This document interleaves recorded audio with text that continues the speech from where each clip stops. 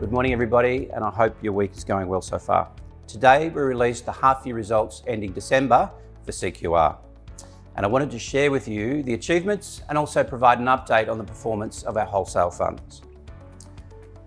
Firstly, I wanted to thank each and every one of you for your persistent efforts over the last 6 months. Our results certainly wouldn't have been possible without each and every one of you. So kicking off with CQR. And currently the fund has 58 Convenience and Convenience Plus assets within the portfolio. Over the last 6 months, we've divested 2 smaller, lower growth assets and acquired 2 larger, higher growth assets in Victoria, being Gateway Plaza that we bought in July and Campbellfield that we settled just in January this year. So it increases CQR's commitment to Victoria from 10% now to 15%, and our total portfolio weighting to the Eastern Seaboard is now just under 80%. At an operational level, the ongoing portfolio reconstruction we've taken over the last 18 months continues to support the increased portfolio performance, which is great. Like-for-like MAT sales growth of 1.5% has been derived by strong trading from our supermarkets, up 2.2%, and retail services up 3.6%. It's all translated into same-store net property income growth of 2.1%, up from 1.8% at the full year. 92% of our income comes from non-discretionary retailers, and nearly half of our rental income is derived from our major tenants, namely Woolworths, Coles, Wesfarmers and Aldi businesses.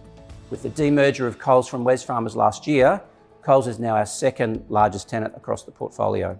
We've also introduced our first Bunnings with the acquisition of Gateway Plaza. Additionally, the acquisition of Campbellfield post-balance date will increase our Aldi exposure now to 8 stores across the fund, and it introduces our first Officeworks to the portfolio too, so all good stuff. Importantly, when we look at our exposure to any one specialty retailer, it remains limited, and we retain a clear bias towards everyday needs and convenience-based retail. Supermarkets remain the foundation of our convenience-based offering, with a relatively even split between Coles and Woolworths, and as mentioned earlier, a growing presence from Aldi. Across our portfolio of 71 supermarkets, we delivered strong MAT sales growth of 2.2% over the period, whilst our supermarkets in turnover rent were even stronger at 2.7% growth. Supermarkets in turnover was up slightly to 55% of our portfolio, with the number within 10% of their thresholds moving marginally up to 19%. This is a reflection of our supermarkets moving into their turnover rent thresholds. Our supermarkets in turnover is evenly balanced between Coles and Woolworths, again demonstrating the well-balanced nature of our portfolio. During the period, we extended 7 majors leases and 5 of those were supermarket leases. We remain focused on preserving and extending our weighted average lease expiry proactively. And finally, we saw visitations to our centres up 1.4% during the period, and we see this as a reflection of the ongoing performance of our supermarkets and the convenience attributes of the centres and the roles that they play within their local catchments. Now, we'll just touch on leasing. And over the last 6 months, we've completed 172 specialty leases with 96 new leases and 76 renewals. And we've improved our total leasing spreads to 1.9% up for the period.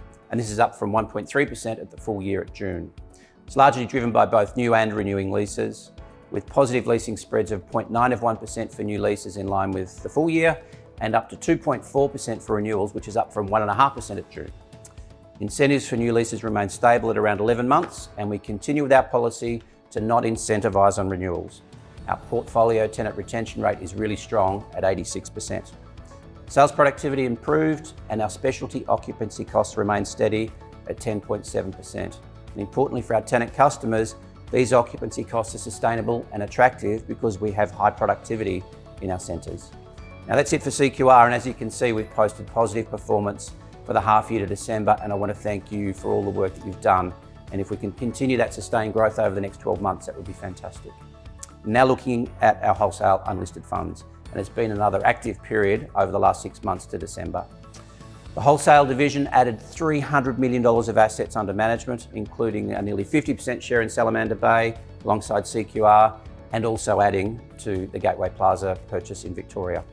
In addition, the Long WALE Hardware Partnership transacted off-market a 4-asset portfolio with Bunnings for a total consideration of $213 million on completion.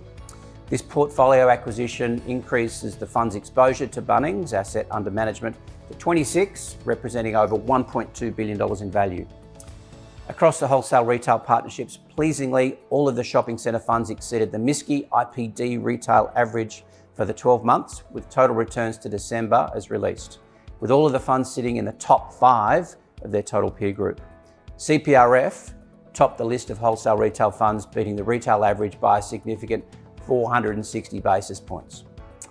Now, lastly, I wanted to say thank you again for helping us drive these results. I understand that day to day you face many challenges, and as a team, you continue to ensure that our centres are really well presented and our tenants are well cared for, and that we're the most convenient centres in our respective catchments. It's really important, and you're working collaboratively as a strong and cohesive team, so thank you. So please continue your efforts to enhance sales, traffic and shopper satisfaction as you're making a real difference to our portfolio performance, both at the listed level and the wholesale level. So that's it for this team update. Thanks again for all your efforts, and thanks for watching, and have a good day. Cheers.